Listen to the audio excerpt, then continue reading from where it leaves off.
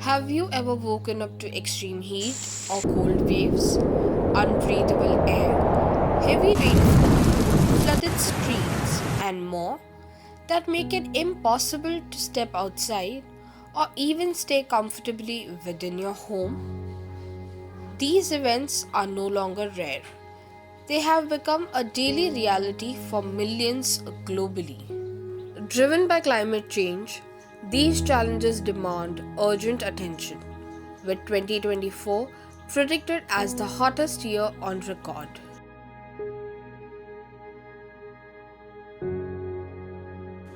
In this story, we will explore some of the major weather events in India, the policies addressing them, and their connection to global trends. India has seen a major rise in extreme weather events. According to Center for Science and Environment Study, a Delhi-based think tank and down to earth, India experienced heat waves, cold waves, cyclones, lightning, heavy rainfall, floods, and landslides on 255 of 274 days in 2024. Over 3,200 lives were lost, more than 2 lakh houses have been destroyed, and approximately 9,457 livestock killed. Moreover, the report said around 3.2 million hectares of agricultural fields were affected by these extreme weather events. So India's policy has been in the right place, so that's not an issue. But percolation of that policy to the local level is something which I have not seen happening as much as it should be. So, for example, as I said, uh, urban design part gets discussed quite a bit. So Chennai, Bangalore, Mumbai, Delhi gets discussed. But what happens to Satara, Nagpur, Indore? That kind of I don't think that policy has percolated. So it needs to go to different departments in the state government, and from there it should also go to the private sector. So if private sector has to put up, say for example, an industry, it must do a risk mapping that am I going to an area where extreme events will happen and it will get inundated, or I'm going to an area where heat zone is there, where some disaster can happen. So that kind of percolation of policy has not yet happened in our country. I would say it's poor in terms of communication.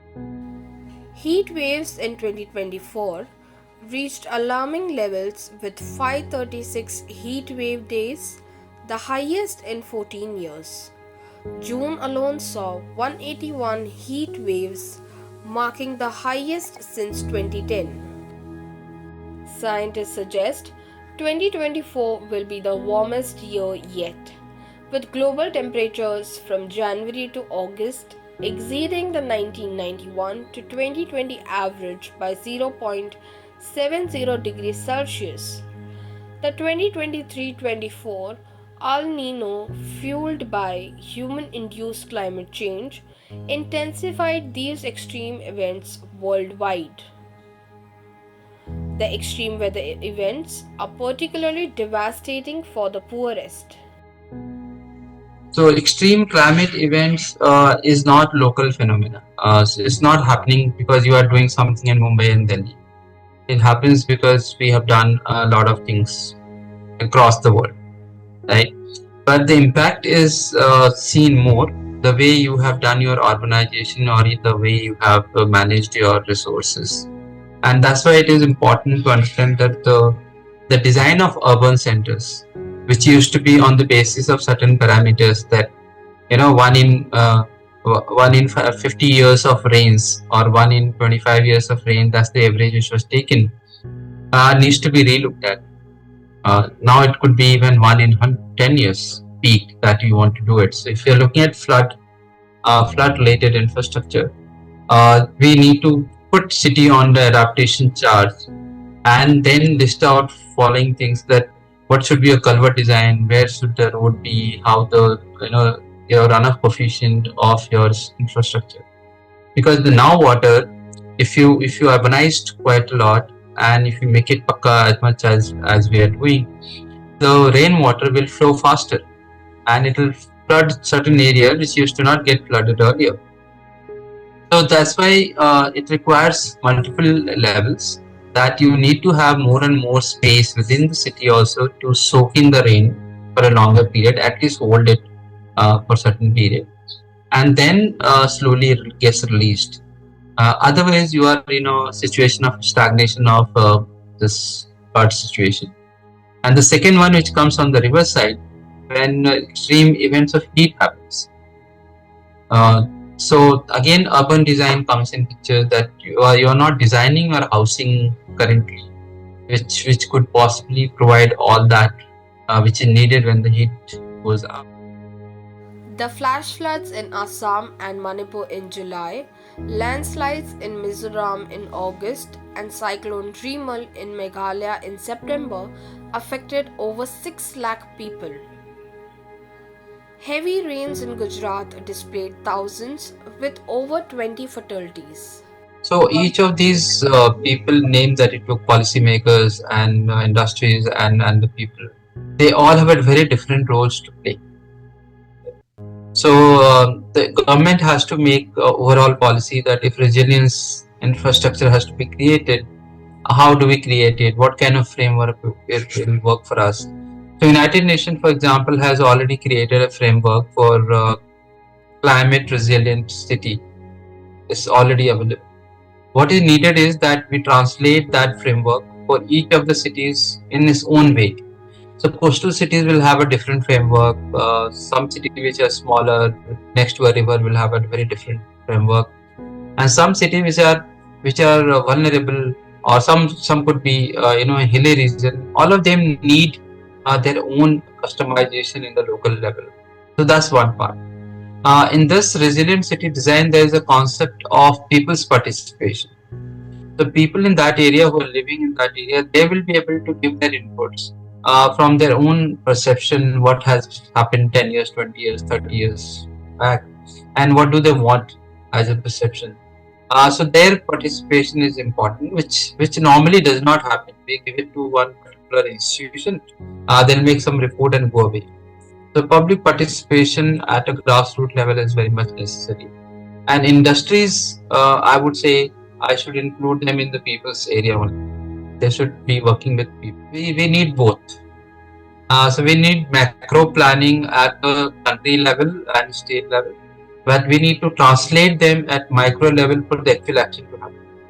So if I say that whole of NCR will get flooded, that's not useful information. It is important that I say which location it will be flooded, where the rains are going to be more, and then I'll start looking at my infrastructure. Where are my bridges? Where are my hospital? Where are my sensitive locations? And I start planning for that. So I would say a bigger picture is important, but smaller pictures and scaled down models are important for actual action, because the costing can be done there only. Design can be done at that level. In Sikkim, an ecologically sensitive area, severe landslides in August due to continuous heavy rainfall, especially in Mangan district, caused significant damage. Over 50 houses were damaged, 6 lives lost, and tourists were stranded due to road disruptions. Delhi faced an intense heat wave in 2024, disrupting daily life and raising health concerns. The city's poorest and most vulnerable groups, including migrant workers with limited access to basic amenities, were greatly affected. May and June were the hottest in 7 decades in Delhi and other parts of India. Poor people actually can't fight. Others possibly can think of doing something. So now that air pollution is very high in Delhi, those who can afford, they are moving out for some time, or sometimes permanently also. But those who have a livelihood issue, they can't be moving out as such. So, frankly speaking, what is needed for them is to build infrastructure, which is for immediate concern, and for that I would say it is water and sanitation. that when extreme events happen, they get water, shelter, and sanitation, which does not happen. And that infrastructure needs a lot of strengthening. Uh, particularly. There is one more, I would say, health, which is still we our hospitals and our doctors, the whole sector has not been made fully aware about climate change related health issues, which happens post extreme events and otherwise also, which results into at least 10 different health issues being reported across. Kerala recorded floods and landslides in August, with 242 migrant laborers from West Bengal trapped and hundreds of plantation workers feared to be missing in Wayanad district. Heatwave in Karnataka fueled water scarcity in capital Bengaluru. Migrant workers who fled droughts and floods were burdened by an unprecedented water crisis in April.